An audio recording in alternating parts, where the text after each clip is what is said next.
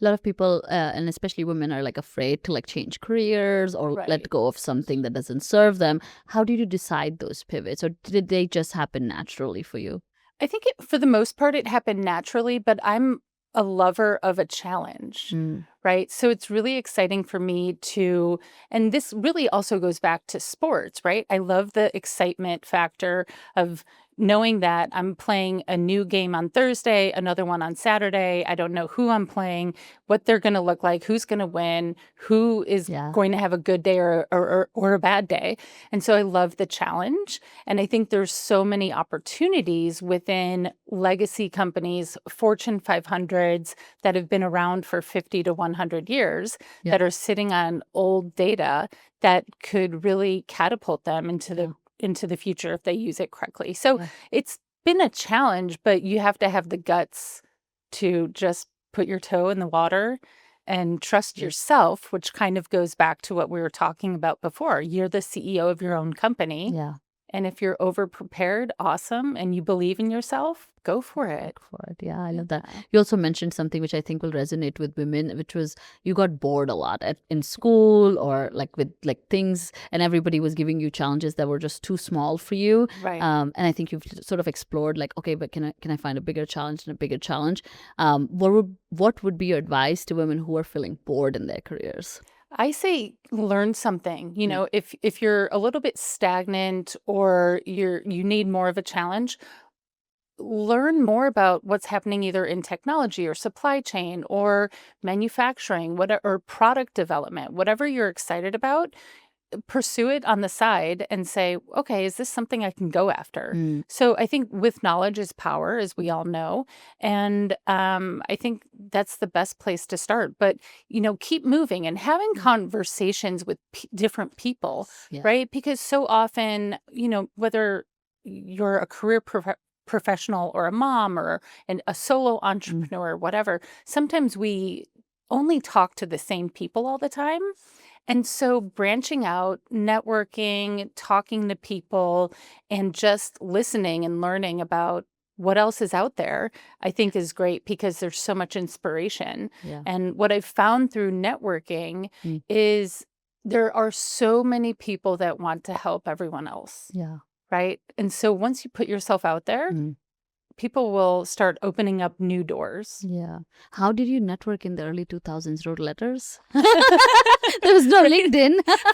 I gave you a letter. I passed you a letter in eighth or met, grade. or met people at restaurants. I don't know how you ran into people back then. Yeah, I think back then it was more, talking to your moms and dads and uncles and friends and saying, do you know anyone that does this? Right. Yeah. And so I think that was much more organic. And what's exciting today is whether it's LinkedIn or women's groups or women's events and, just showing up, right? And I've oftentimes been more of an introvert, Mm. and going to a networking event by myself felt like a complete panic attack. Yeah. But once you start doing it and you get yourself out there and you Gets talk, better, yeah. most people want to help each other. Yeah. So I love it's that. good. Excellent. Now Yeah. that's why you're here. Right, exactly.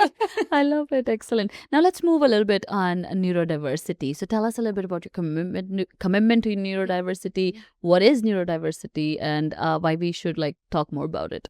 Absolutely. So I've always been a little bit different, whether it was being an introvert or processing data. My cognitive thinking has always been very advanced, and I just always thought I was weird and different. And so my co-founder, Richard Starkey, and I created a great company called Encourage Resources, where we work with those who are neurodiverse and really help them acclimate into the workplace. Mm. And it's really near and dear to my heart. Neurodiversity essentially is an umbrella term for those that are either autistic, have Asperger's, OCD, ADD, anxiety, bipolar, etc. Mm. And that has always been looked at as a difference in more of a negative way. Mm. And really, it's so positive, Mm. right? If you look at the statistics, about 20% of the American population is somewhere on the spectrum or neurodiverse. Mm. Of that, 80% are either unemployed, underemployed, or have never been employed, Wow. right?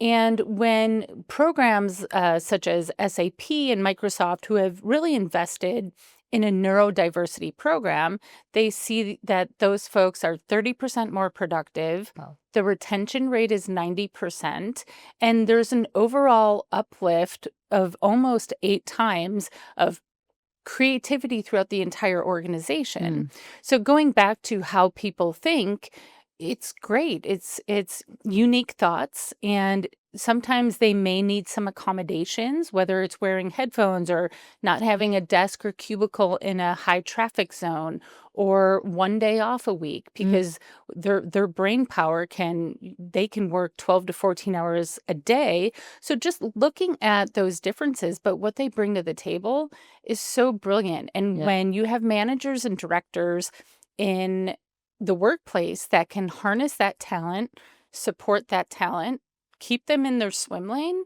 it's a beautiful thing.